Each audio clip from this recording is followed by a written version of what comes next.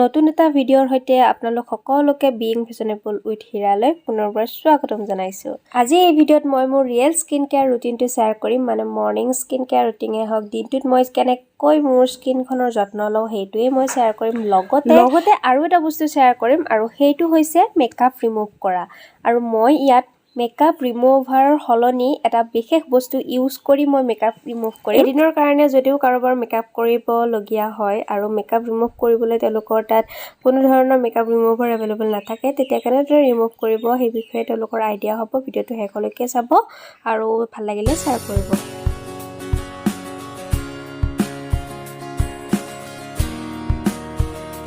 Skin কেয়াৰখিনি কৰাৰ আগতে মই প্ৰথমতে মেকআপখিনি ৰিমুভ কৰিম, আৰু তাৰ কাৰণে মই দেখিছে মই মেকআপ কৰি থৈছোঁ। আৰু ইয়াত মই মেকআপ ৰিমুভ কৰিবলৈ কোনো ধৰণৰ স্পেচিফিক মেকআপ ৰিমুভাৰ ইউজ নকৰোঁ। আৰু ইয়াত মই এটা বস্তু ইউজ কৰিম, আৰু সেইটো হৈছে জনছনৰ বেবী অইল। এইটো হয়তো মেক্সিমাম লোকৰে হাতত আছে বা থাকে, আৰু এইটোৰে মই মেকআপ ৰিমুভ কৰিবলৈ যত্ন কৰিম। মই অলৰেডি আগতে কৰিছোঁ আৰু আজিও মই কৰি দেখুৱাম।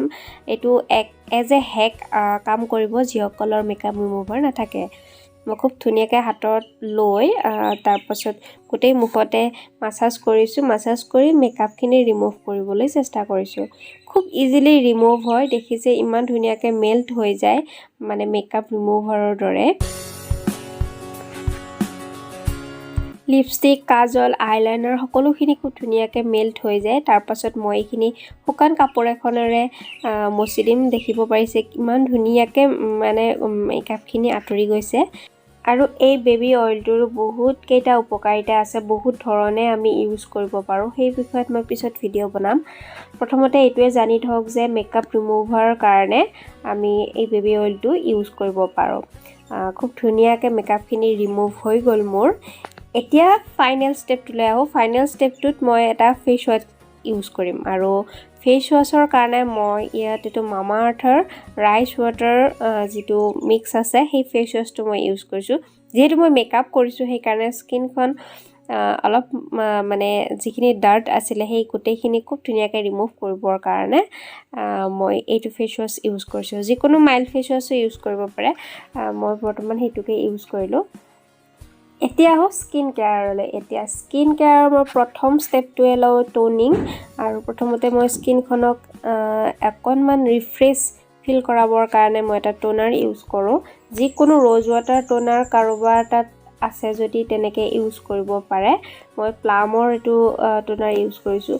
নেক্সট এটা চিৰাম ইউজ কৰোঁ, যিকোনো চিৰাম হ'ব পাৰে। মই ভিটামিন চি চিৰামো ইউজ কৰিব পাৰোঁ, বা নায়াচিনামাইড, চেলিচিলিক এচিড, যিকোনো মানে কি ইনগ্ৰিডিয়েণ্ট থকা এটা চিৰাম মই ইউজ কৰোঁ। আৰু এইটো মই ডাৰ্মাকৰ চিৰাম ইউজ কৰিছোঁ।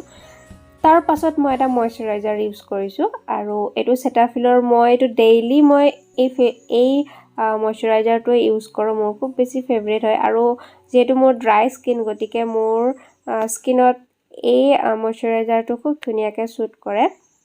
আৰু শেষত এটা ছানস্ক্ৰীন ইউজ কৰোঁ। আৰু মই বহুত ভিডিঅ'টো কৈছোঁ যে ছানস্ক্ৰীনটো আপোনালোকে স্কিপ নকৰিব, সকলোকে কৈছোঁ। মানে কলেজ গোয়িং গাৰ্লে সকলোৱে বাহিৰত ওলালেই মানে ছানস্ক্ৰীনটো এপ্লাই কৰিব লাগে। আৰু ছানস্ক্ৰীনটো এপ্লাই কৰিলে আমাৰ স্কিনখন বহুত ছেভ হৈ থাকে। সেইটো বস্তু হয়তো সময়ত যদি বুজিব পাৰে তেনেহ'লে বহুত ভাল কথা। তাৰ পাছত মই এটা লিপ বাম ইউজ কৰিছোঁ। লিপ বামটো কেতিয়াবা মই নকৰোঁ, বা কেতিয়াবা কৰোঁ, কেতিয়াবা পাহৰি থাকিলে নকৰোঁ, কিন্তু এইটো মোৰ বেছিক স্কিন কেয়াৰ হয়, এইটো মই ৰেগুলাৰ কৰোঁ।